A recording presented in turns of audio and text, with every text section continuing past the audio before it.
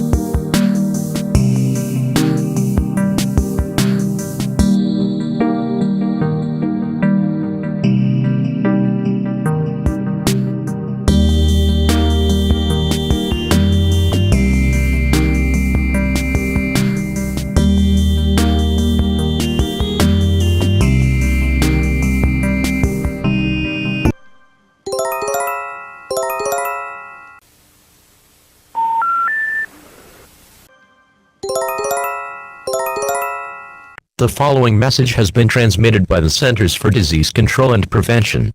A new and dangerous virus has escaped from a CDC lab and has mutated to become airborne. Please shelter in place now. Grab food, water, and other essential survival items. Head to the lowest, most interior room in your home, such as a basement. The symptoms of this virus are fever, aching muscles, chills and sweats, headache, dry, persistent cough, fatigue and weakness, nasal congestion, and a sore throat.